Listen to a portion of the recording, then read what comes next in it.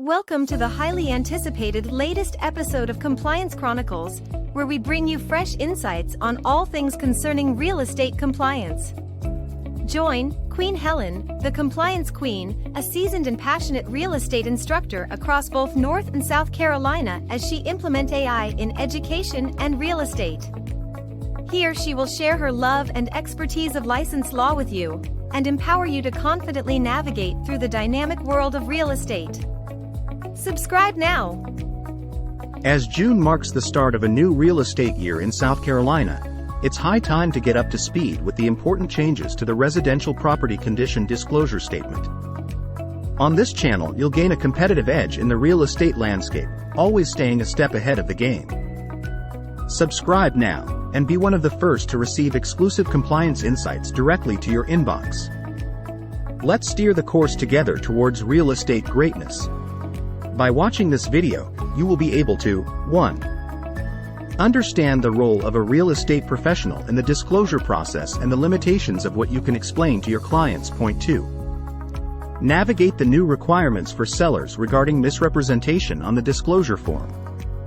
There's a significant contrast between NC and SC, which we've saved for the final highlight. It's definitely worth checking out. 3. Comprehend the expanded sections on roof and foundation conditions and the implications for sellers. 4. Identify the new requirements for disclosing pest infestations.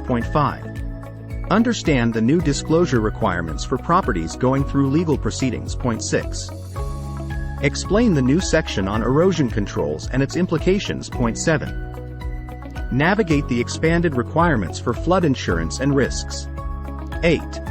Understand the new disclosure requirements for beach nourishment assessments. 9. Explain the new requirements for disclosing rental lease terms and vacation, short-term rentals.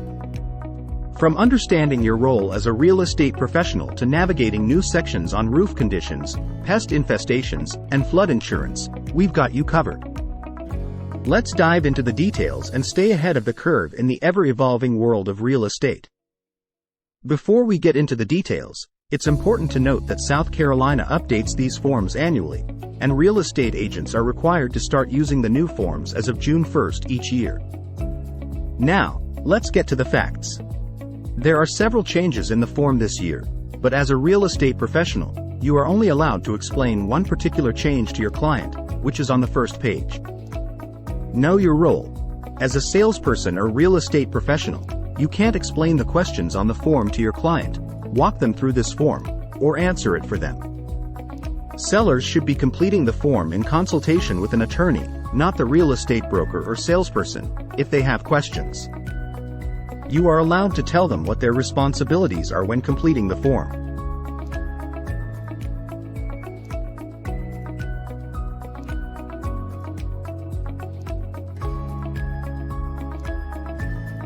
Vacation, short-term rental.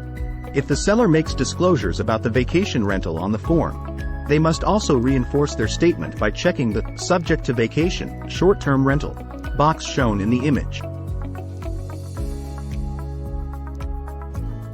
Roof.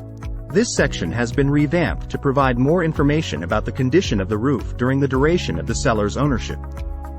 It now asks about the age of the roof, any leaks, and repairs done to the roof while the seller was in ownership.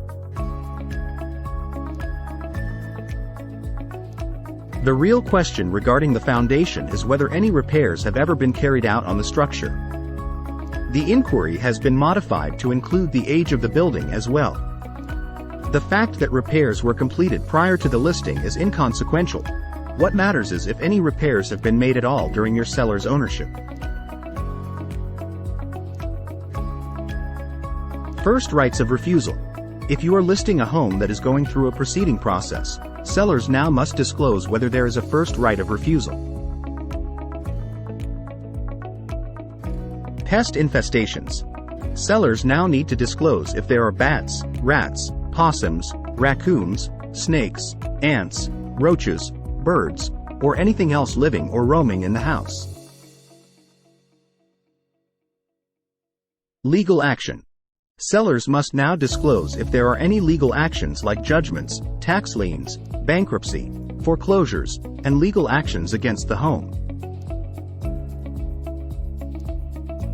Erosion controls. The form now asks about erosion control, or erosion control structures, such as a bulkhead, rock revetment, seawall, or buried sandbags, affecting the property. Flood insurance and risks. More information is needed around this. The new information required is 1. If the home is in a flood zone and the type of flood zone. 2. If the property is currently covered. 3. If a claim was submitted, dates and amounts of claim payout are required. If there was damage and you didn't submit a claim, the amount of damage still requires disclosure. When it comes to beach nourishment assessments, it is now mandatory for sellers to disclose whether the property has ever been assessed for this.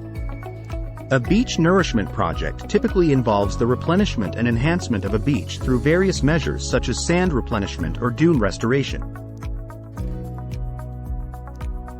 Please note that any rental lease terms for vacation rentals must be disclosed. This includes any current or anticipated terms within 90 days of the deed being recorded at the Register of Deeds office. The highlighted section above shows an added section on the residential property owner disclosure form. Unlike North Carolina, sellers in South Carolina no longer have the option to mark "no representation" on things that they actually know. Sellers must legitimately not know in order to mark this. Share your thoughts. Do these changes make your job easier or more hectic?